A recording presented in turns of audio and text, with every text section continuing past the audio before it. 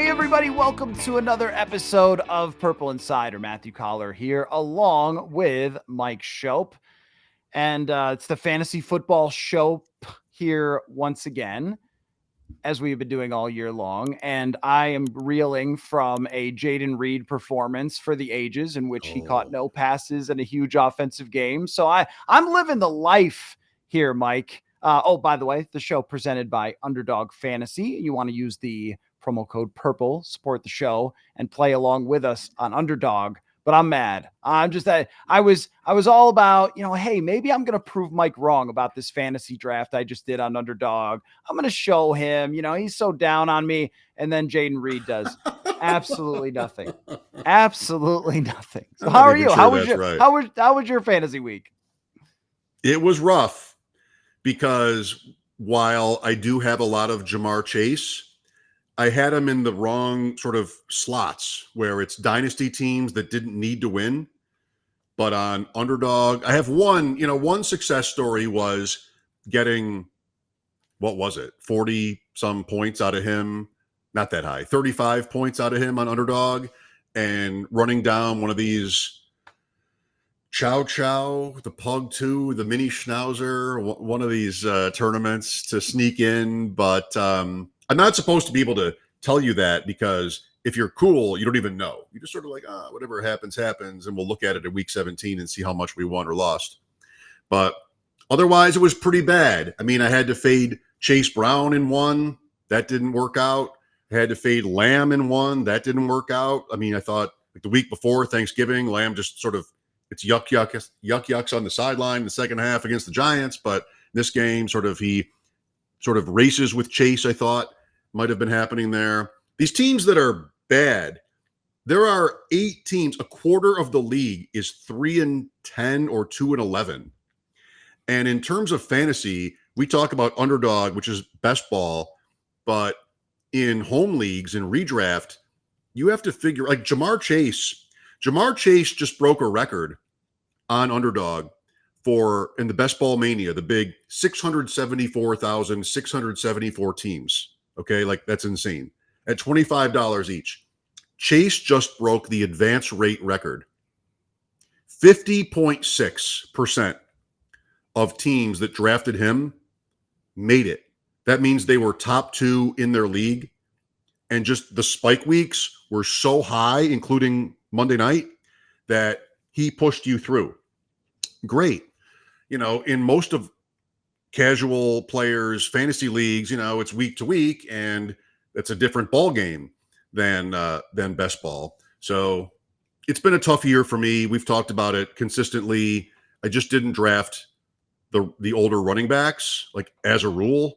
Barkley, Jacobs, Mixon, Connor, Kamara, Henry, and we're to week 15, Matthew, and none of these guys is injured. Like except for Mixon, nobody's missed a snap almost, and you're buried if your strategy was wide receivers, Marvin Harrison, DJ Moore, even Garrett Wilson, guys like that. And then you sort of passed on intentionally, I think smartly, those older running backs, but look what happened. You never know. No, you don't. And that's what makes this so difficult and also fun to talk about. But the older running back thing is a theme on the show we've gone back to a number of times because it is, right, Aaron Jones. And it's so fascinating how they've performed. And something that I was thinking about is that a lot of them went from, and this isn't true of Aaron Jones, but a lot of them went from incompetent teams to competent teams. Where the Giants, if they had Saquon Barkley, they don't have any more wins. They're terrible. And the same thing goes for someone like Josh Jacobs, where he's not doing what he's doing now. If he's playing for the Las Vegas Raiders, they've just got nothing on the offensive side.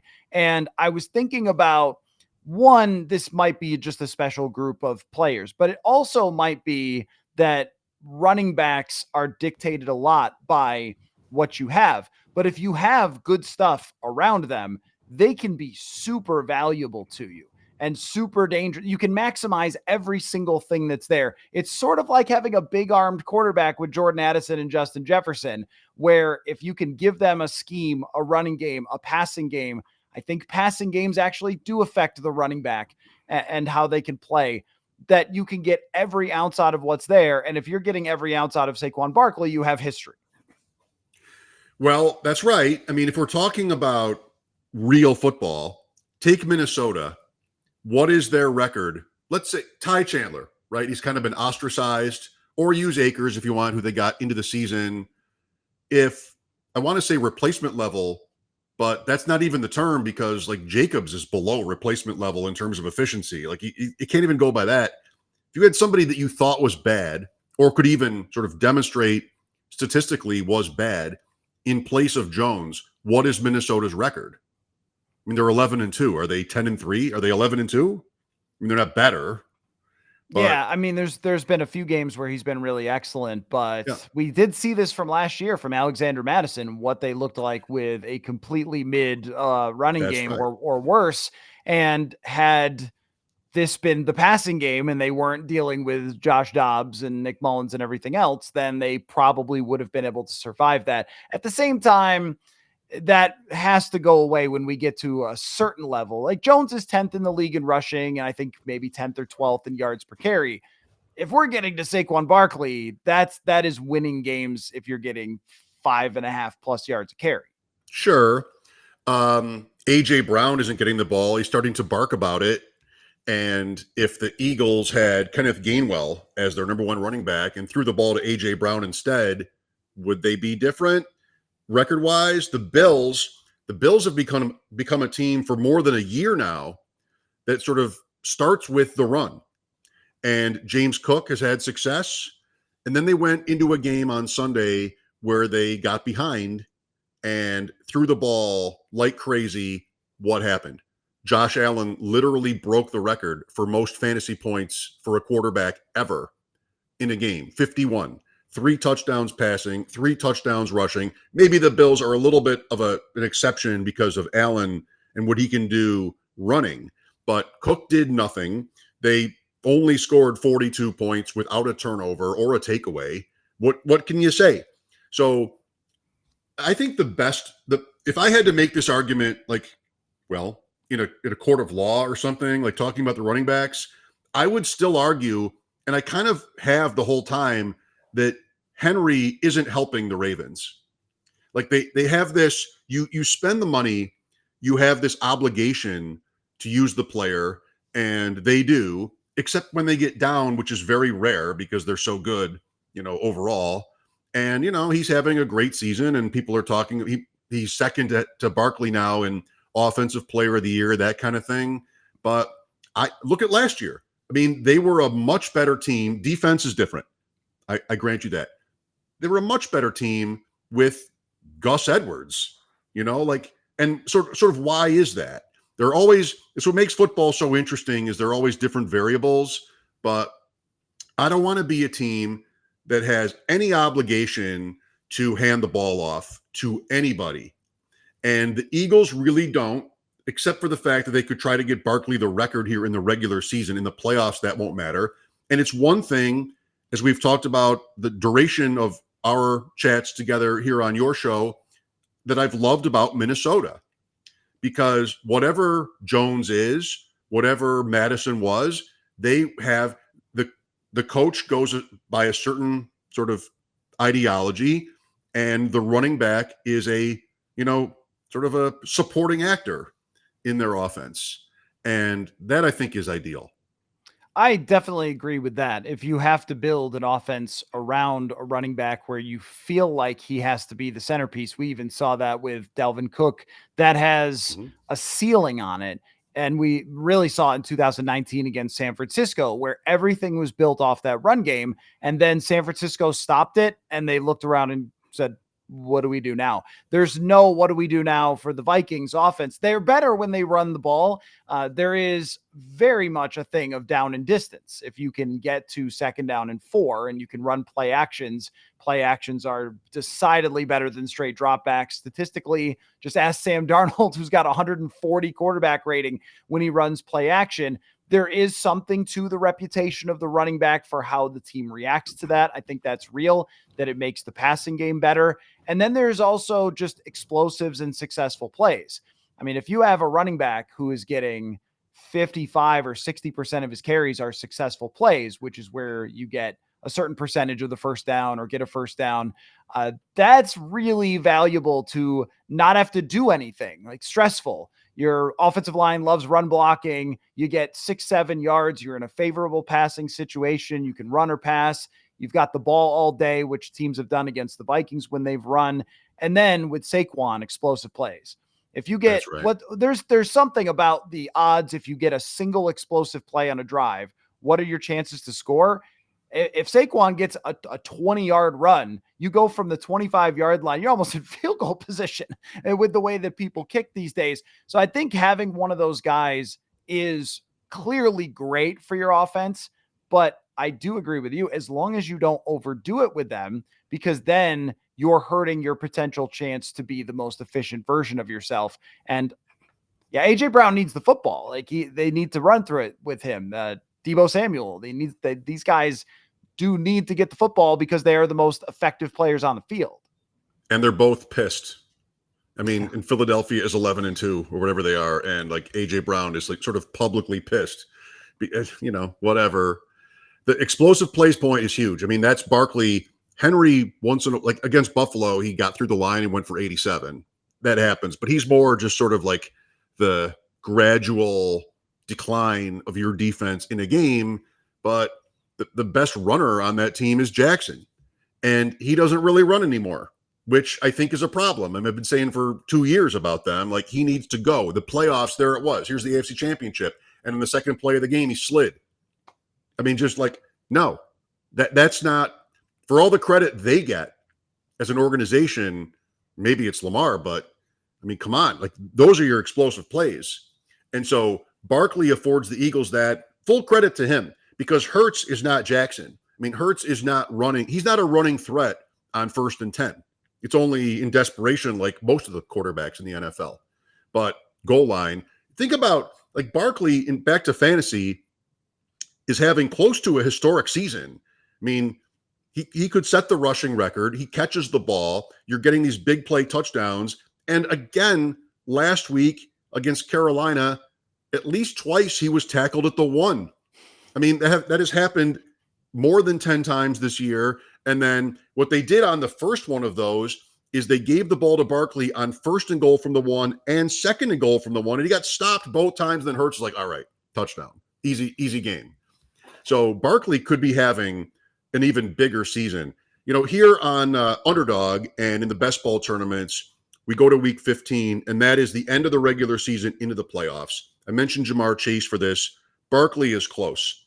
If you were playing in Best Ball Mania or any of these other, the Chow Chows, the Pugs, the Dalmatians, et cetera, you're playing and you look, if you made it to this week, you have sort of all the league winners or the top 2 or 3 in each league go into the tournament, which means a lot of the teams you're playing against will have the same players as you do, depending on who they are. And Barkley and Chase are clearly the 2 that you will see the most often, which makes it interesting, Matthew, for this week, because if you have a Barkley team, but not much depth, not many other guys that have been doing anything or starting at running back or even overall, you're in trouble, because there are other Barkley teams now that you're going to play against, and you'd better beat them everywhere else on your roster. You need the good game from Barkley to beat the other guys, which could be only half the pod. And then you have to win with the guys. You kind of want, as they say, the worst teams possible to make it to this point, which is so counterintuitive, but that's what the game is when it comes to these best ball tournaments on Underdog. It's weird.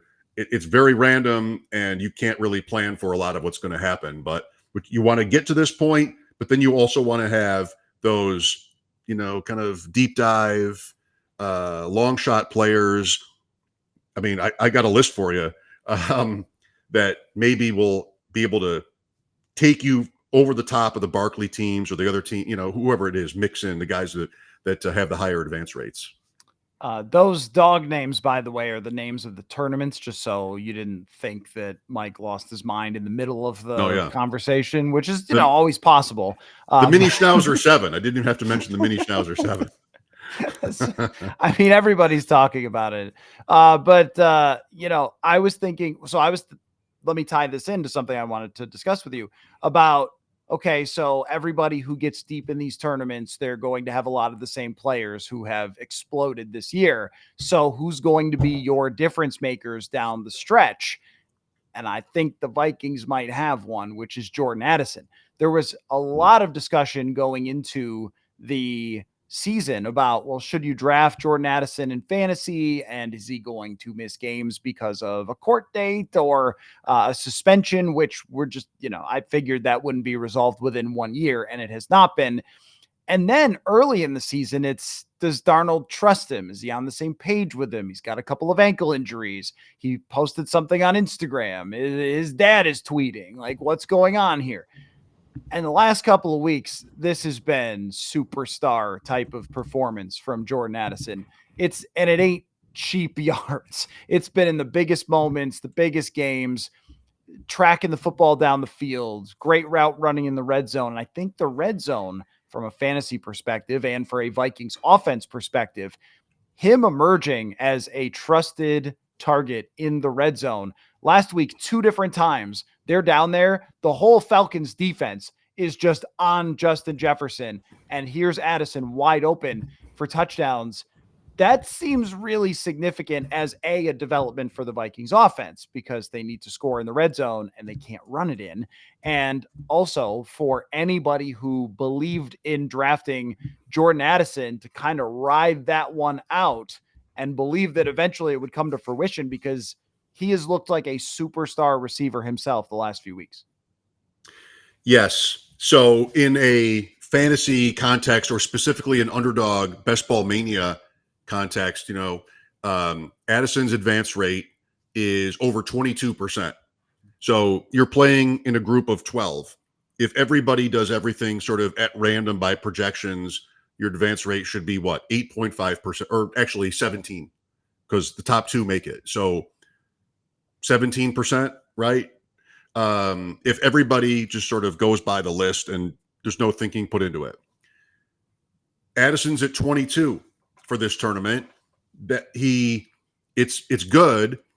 It was everything you said, these later spike week kind of games after a series of games where it wasn't there or was even injured. I mean, I don't know, but you had some zeros in there too. It's above average. I mean, a guy like Tyreek Hill is lower than that.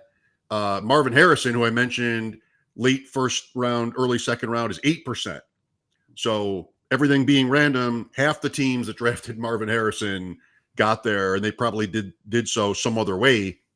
You have had almost no spike weeks with him, and generally a disappointing season. And he was way more expensive. He was like early second, like I said. Where's Addison going? 6th, 7th round. You're also trying to correlate. I mean, it's way late for this analysis now, because it's, once you get to week 1, it's out of your control. But Minnesota, Green Bay in week 17, the matchups, the schedule, and you get Sam Darnold from the sky, who is able to feed all these guys, almost like Cousins did, statistically wise anyway, and make it work. So very promising for Minnesota. He could be somebody you want here going forward, but the key to winning these things is going to be the guys that nobody has, that somehow have these big weeks. Often that's tight ends, which is, it's sickening, right? Because there's just nothing we could figure out back in August, let alone April or May or whenever this tournament starts, that would tell you the answer. But I mean, could come down to Johnny Munt, your boy Johnny. He could be the guy you need. Yeah, Josh Oliver has actually become a legitimate target for them. Yes. I think they kind of figured out a little bit during TJ Hawkinson's absence that Josh Oliver is someone that they can really trust in the passing game. Let's continue on that road, though, of and real quick. Yep. Kyle Pitts is not. He's just not it. He's just not it. Having seen him now in person, watch the game back on tape, it's just not a thing. So that's future Carolina Panther, Kyle Pitts. He'll be with somebody else and he'll have a breakout or something sometime, but it's not going to be, that's just not happening. That's tough. I mean, he had an injury. I mean, he's almost like a quarterback in this way where you go to the wrong organization and they don't know what to do with you. They're putting him out wide against corners. And we could have known from his college days, like that's not going to be as good as, that's not going to be the ceiling as a tight end would be. But he needed to go to a team like the Vikings where they had the wide receiver support, and then you could have this tight end just run roughshod over everybody and not have to worry about playing him out wide. But the injury 2 years ago, and they downplayed it last summer, it was not a big story, but then the season went by and nothing really happened either. And he's like, yeah, he was hurt all year. And that's what Pitt said too. Even this year at training camp, if you remember, he didn't look good to people either. A couple of games, but it reminds me of like Trey Lance or somebody like a quarterback where just they don't get the right fit, the right opportunity. And then you start to ask yourself if he was ever good. He was incredible at Florida, but I mean, 5th overall, 1 spot ahead of Chase in that draft. Yikes. It's crazy. It's great. It's just a different game. And some guys can't play this game. And sometimes injuries, if you take someone who has to be an absolute physical freak to be good in the NFL, and then they get injured and they're a lot less freakish and everybody else is freakish that's covering them. But he had a throw from Cousins that hit him. One of my friends says, if it was a spear, it would have killed him right dead center of the chest and just couldn't catch it. Like, I don't know. Maybe the game is moving too fast for him.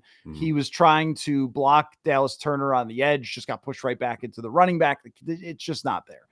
Anyway, how about some of the players that come to mind for you? Maybe we can also look at the schedule for this week as well and who these players are playing as things get hot in the fantasy universe down the stretch here. Who's going to determine whether people win or lose their leagues? Like when I say that to you, who comes to mind first? Well, to pivot to most home leagues, casual, not underdog best ball, where I basically made the case a couple of times that it's not whoever it is you're thinking of, it's not him. It's gonna be somebody so random here. But let's get normal.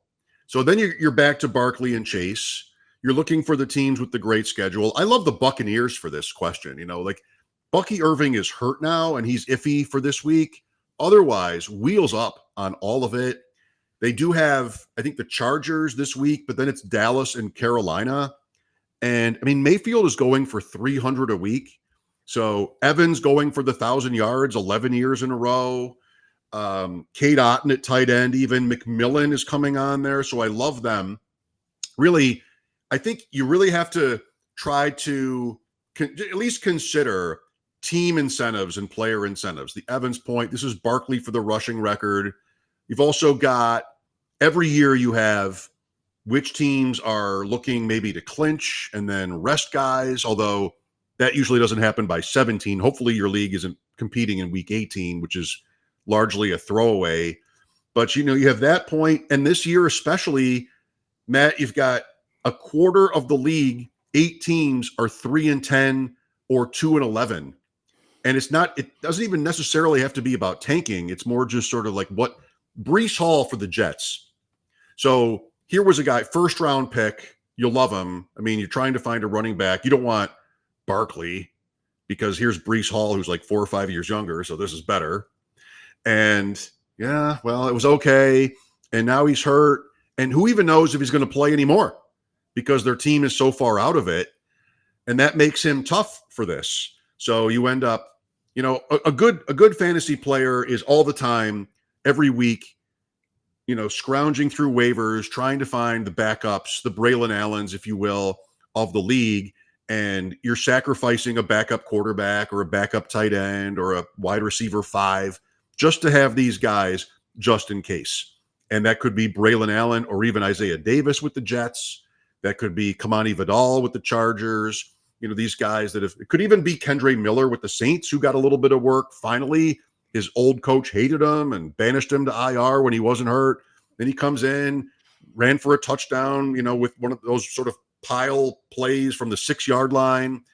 Kamara's older. They're dead. Carr is hurt now.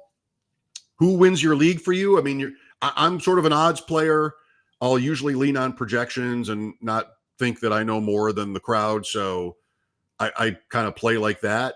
But you still want to, if you're live, you still want to be looking for the players I mentioned and guys like them. Who knows what's going to happen in San Francisco? I mean, they play tomorrow night, and they have already lost McCaffrey and Mason. They might not have Isaac Guerrero for this game. That remains to be determined. We're talking on Wednesday morning. Those are two West Coast teams, the 49ers and Rams. It could be well into the day before we know anything about their status. And that leaves you with Patrick Taylor or Abanaconda, who they got from the Jets. You don't want to get caught napping when it comes to these backup running backs, because every year you have the injuries point, and then especially this year you have teams maybe on both ends of the spectrum who might let up. And I'm just in general with San Francisco, who are we throwing to these days? Deebo Samuel's not happy. Maybe if you got in on Ricky Pearsall, and I think I could say this now that he's fine after he got shot, you did a good job. I mean, because you had no idea he was going to get pushed into the limelight here, but he kind of is pushed into the limelight because of the injury to Brandon Ayuk. And it just seems that there's, if I had to guess, probably just a lot of attention on Deebo Samuel from other teams' defenses, knowing he's kind of it. So suddenly someone like Ricky Pearsall, welcome to the fantasy party, my friends. You know, what was really interesting to me is young players, of course, as we go down the stretch, because that was always in the offseason a great discussion. Like, what do we really think that Caleb Williams is going to do, or that Jaden Daniels is going to do? And Caleb Williams playing the Vikings again this week. And what a enigma that is. Walking out of Chicago, I said to a friend as we were having dinner after the game, I was like, man, Caleb Williams is just going to be a problem for the Vikings for a lot of years. I mean, look at that guy. He's just so explosive, and he was clutch in that game against the Vikings. He made plays, and yeah, he's got some problems, but look at him. And then last week, what did he have, like 2 yards at halftime or something? I mean, it's so hard to predict these guys. Jaden Daniels is setting the world on fire, and then he dips, and then now he's coming back. But I also think if you were the person that got in on somebody like Jaden Daniels early, that you have a chance here for him to get hot going down the stretch and be the reason that you win. Absolutely. No, in terms of quarterback, Daniels is almost a must start. They're not, it doesn't feel like it. I mean, they've had some losses, but they're 91% at New York Times to make the playoffs. So they'll keep going. Chicago, here's Williams. What's odd about him for me is he has not thrown an interception since week 8. But there's just like so little production. Odunze is the guy I want on the Bears. I mentioned Jalen McMillan with the Bucks. You know, quarterback is kind of, you get what you get. I mean, you're not trying to force anything there. If you're in the fantasy playoffs this week, you do not want to start Caleb Williams at Minnesota. You shouldn't have to do that. I mean, you'd rather start Bo Nix against the Colts. You'd rather start Richardson against the Broncos. I mean, you'd rather start lots of guys. Nobody's on bye anymore. You shouldn't really have to worry. You've got the Geno Smiths and the Staffords of the world too that are putting up pretty good numbers. So I'd be off Williams, but the receivers, like, yeah, I mean, to your point at the beginning of what we've talked about a lot and sort of what you wanted to get from underdog drafts, you want Jalen McMillan right now. No Godwin, 2 touchdowns last week against the Raiders. That team is hot. I think you want Odunze. I mean, you can't necessarily affect this. These are not guys. Well, McMillan might be somebody you could pick up depending on your league, but some of them won't be. You just hope that you have that. That's what we were trying to do. And that's what could still save me this year, in a year where I, like many, just avoided the older running backs, is all right. Well, if we made it to this point, then hopefully we have those younger guys, the running back sort of handcuffy guys that I mentioned earlier, younger receivers too. Some are in tougher, like Brian Thomas is somebody who really flashed, or Neighbors, but they're both in like desperate team situations where who knows what those teams want to do. The Jags and the Giants, they're kind of vying for the first pick. Bowers is also, this is frustrating.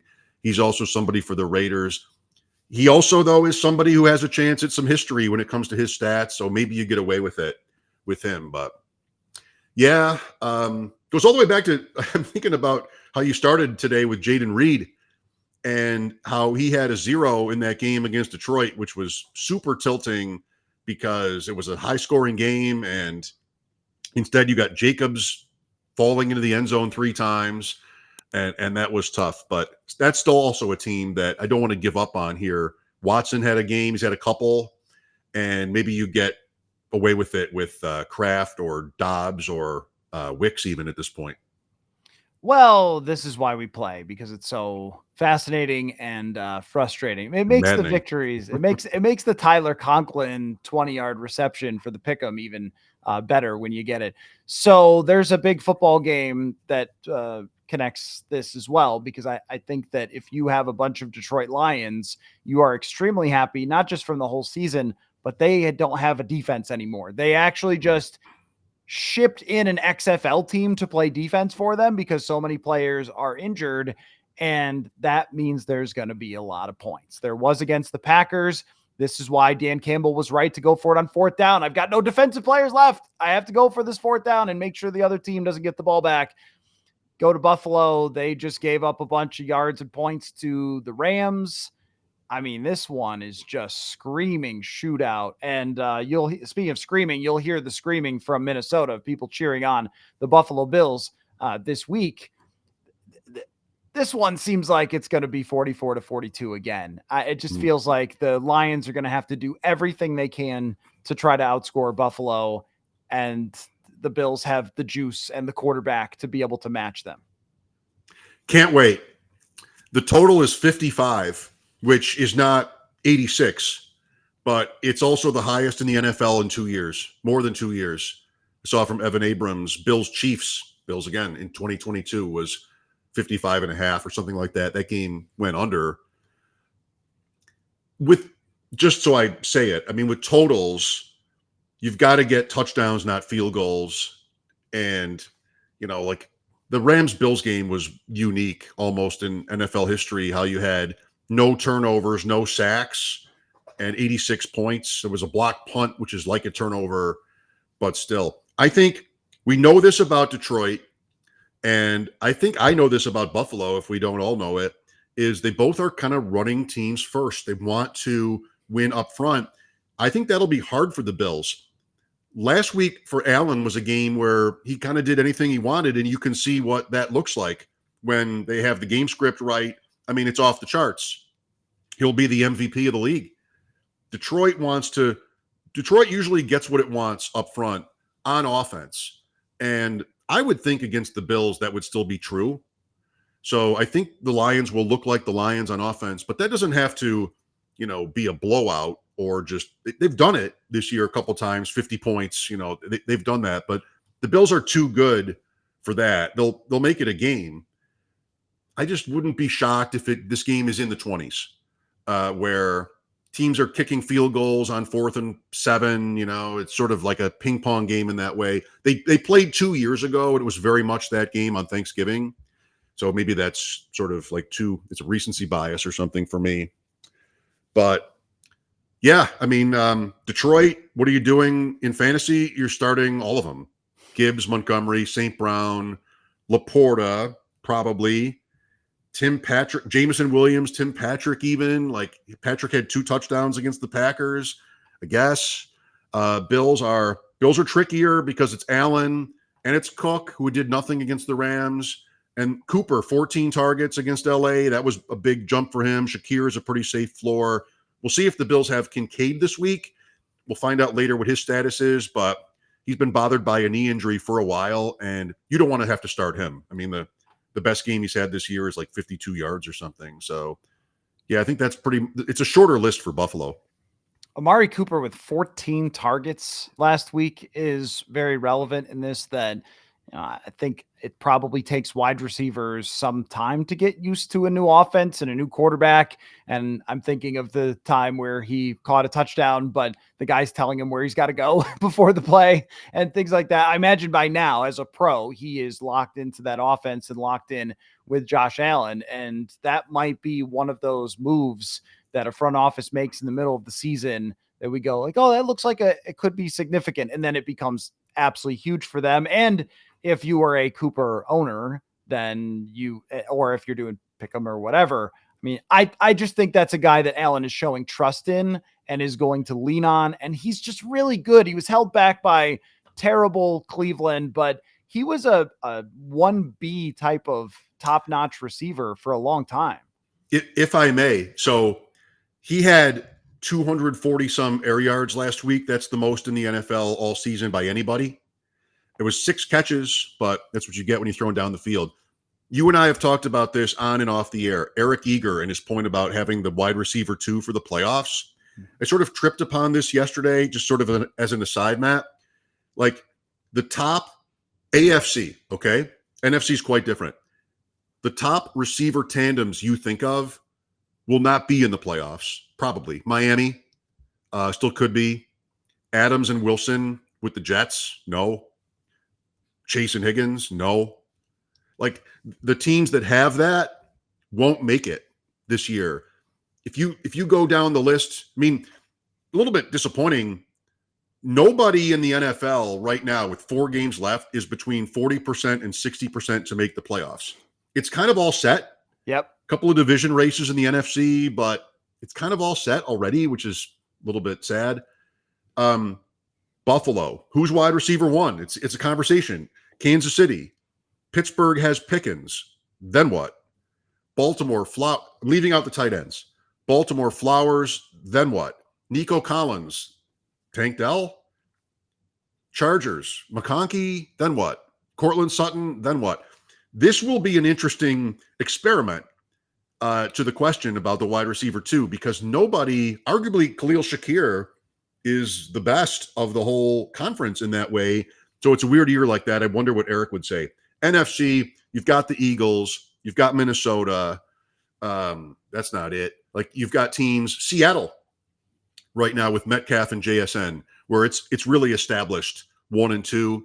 So just a odd year like that, because I like the wide receiver 2 point. I thought it was very solid. The Bills have lost to Cincinnati in the playoffs when they didn't have anything. Gabe Davis wasn't T. Higgins, but this year it might be kind of a way to you can sort of sneak away from being subject to that theory. And I don't think anybody was really sure if Shakir could be more than just let's just dump it off to him and let him run, like kind of Golden Tate was at times during his career. But you got to be more than that, I think, to be a real wide receiver too. And he's mostly shown that. You've seen more than I have, but it seems that he's become a legitimate, trusted target, and they might have the best duo. I don't know. What is Rashee Rice's status for Kansas City? Is there a chance that he comes back? Probably not.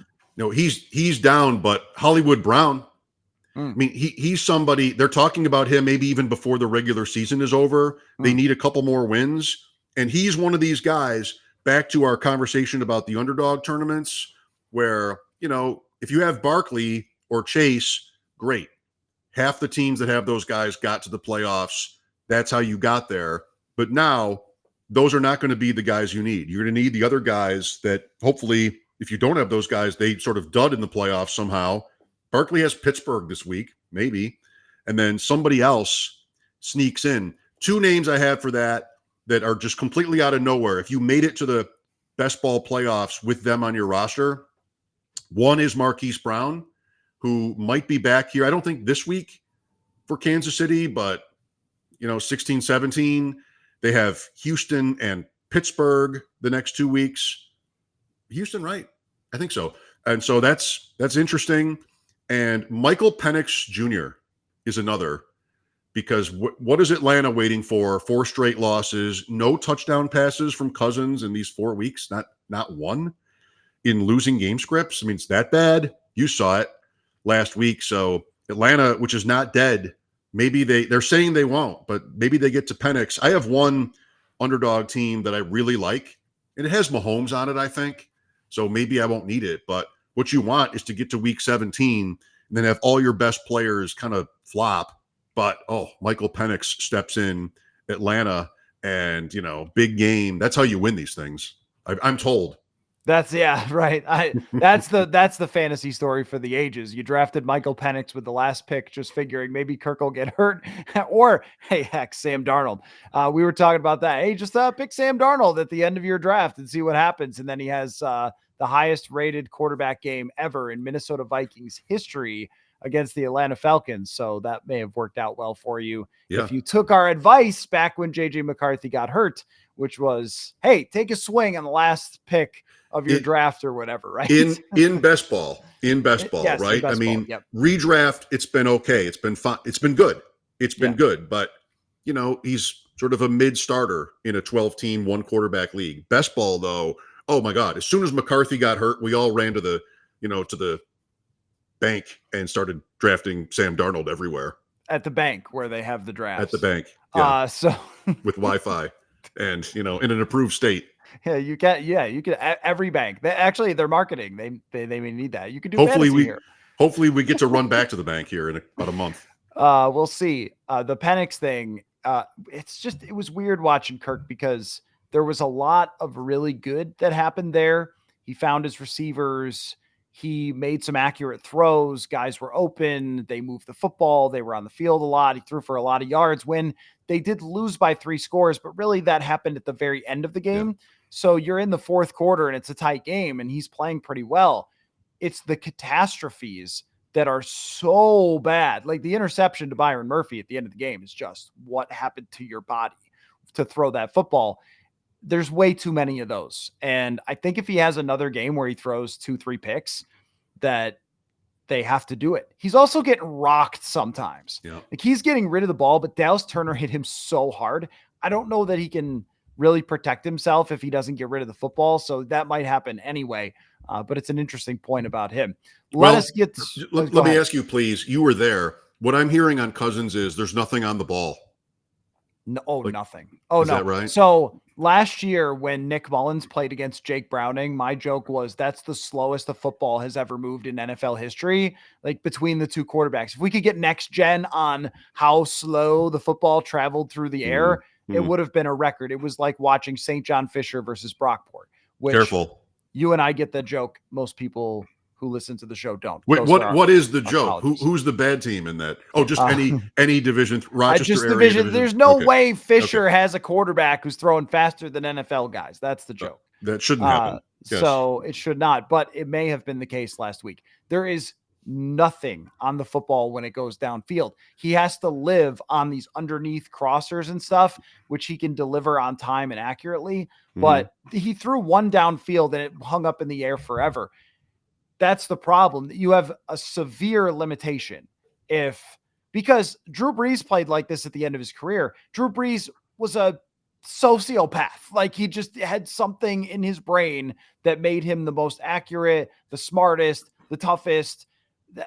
That's not how it usually works if you're throwing the football to that speed. So even if you're pretty good at being accurate and pretty good at being smart, you have to be unbelievable to survive. And he's not unbelievable. And you have to have the time, which is a problem up front, as well as you pointed out. At the Raiders Monday night, 2 Monday night games, Minnesota plays, and then Cousins will play for Atlanta. He comes out for me if that game is 10-10 at halftime. Or if the Raiders have the lead, they're still in it, Atlanta. Yeah, well, they just need to tie Tampa Bay, and they win the division. Right. So right. Why don't we get to these pick'ems? This Thursday night game has got some heat. San Francisco is still somehow a good football team, even though they've just been through everything this year and all the close losses and stuff. Funny, when your team wins close, everyone says you're a fraud, but when you lose close, they just say you stink. They don't say, hey, maybe it was kind of random. I don't know. Football's weird like that. But what are we thinking for the pick'ems for this week? I like this game. These two teams play each other all the time. It's almost always entertaining and interesting. And Brock Purdy's fighting through it. Stafford is he's still awesome. He just keeps getting better as he gets older. He was great against the Vikings. He was great against Buffalo. He's a fun watch. They have to throw it all the time. I like this game. Me too. I love the Niners, though. I mean, the Rams season has been so up and down. Once you think you know, then you find out you were wrong. Nakua was incredible against Buffalo. Cup was Cup. The Niners, these have been fun games. It's a great rivalry. The Niners always win, though. They did lose the game in week 3, and you could talk yourself into San Francisco's season has been so strained that they just don't have it for this game. We talked about Jennings and Samuel earlier. Samuel is, I'm all in on him this week. I mean, the squeaky wheel stuff, the running back injuries, season really on the line here. I am just going, he's the hill I'm dying on if I'm the Niners. And so for Pick'em, before I'll give you my list, we don't know, or I don't know, as we talk Wednesday morning, what the running back situation is. I mentioned earlier how it's West Coast teams, so it might be well into today. And as of this morning on Underdog, there are Guerrero options, but no one else. If Guerrero misses, he didn't practice yesterday. He was hurt Sunday. Then it's Patrick Taylor or maybe Israel Abanikanda. I don't know what Underdog would pivot to in terms of the pick'em, but the 49ers can run the ball against anybody, with anybody. Patrick Taylor last week. Guerrero was huge last week. Doesn't matter. So I'd want to be open to a hire on whoever we think their main guy is going to be. And, that can be a tough guess. But it might not be Guerrero is all I'm saying here. So Deebo Samuel, what makes pick'ems, which aren't easy to win anyway, even tougher is if you go with touchdowns. But that guy, it's got to happen. I mean, it's been such a quiet year. I think there are jet sweeps. I think there are, targets for him. I'm not struggling. I just need the ball was his Twitter yesterday. So I'm starting with a Deebo Samuel touchdown in a game I think San Francisco will win. Juwan Jennings, like him, but if I'm playing a Deebo game, then I'm leaning the other way when it comes to Jennings. You mentioned Pearsall. I'd love to see that happen and maybe in prime time, but he is just not getting the ball. So it should happen. It just hasn't yet. I'm just going to go lower on Jennings, 2.5 receptions in the first half. Maybe we get a game here where the Rams like to run it. They can convert some first downs, and maybe the 49ers get an explosive play from Samuel, and I get to halftime and Jennings is 2 for something.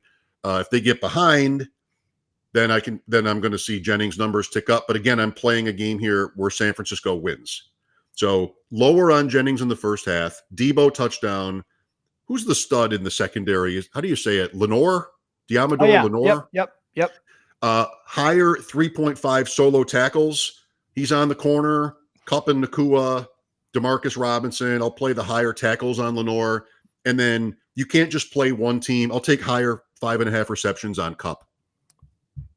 I thought I was going to be so smart talking about tackles. No, tackles. That was going to be my thing. I was going to bring up the tackles and how I just feel like this is the most underrated on Underdog thing that you can do. You might be right. Pick a linebacker against a team that throws a bunch of short passes. You're going to get 7 tackles. And even on the other side, I was looking at Lenore. I was also looking at Quentin Lake for the Rams. They're going to throw the ball short. They're going to get right. I mean, there's just going to be a lot of opportunities for tackles there. So instead that was going to be my under the radar one. How about a Kyle Juszczyk touchdown? Let's go for it. I mean, you get a Kyle Juszczyk touchdown and there's a lot of extra incentive to that financially. And 5X. Let's see. We got it's 5.7. Yeah, it's a good play with the running back uncertainty there, I think. That's what I was thinking. Like, they get to the goal line and they love this guy still. So we'll go with the fullback. That is definitely along the lines of the brand of the show. And if you want to play along with us, pick 'em wise, then go over to Underdog Fantasy or get the app, which is the easiest to use in the industry. So easy to do the pick'ems. If you've never tried it, jump right in. Still all sorts of fantasy tournaments going on in all sports, but down the stretch, really exciting here in the NFL. And playoff drafts. Which should be gauntlets really great. And mittens. Yep. There's so much happening. And we'll be rooting on. Did you do another one? I have not done another one yet. I need to do another one maybe for next week.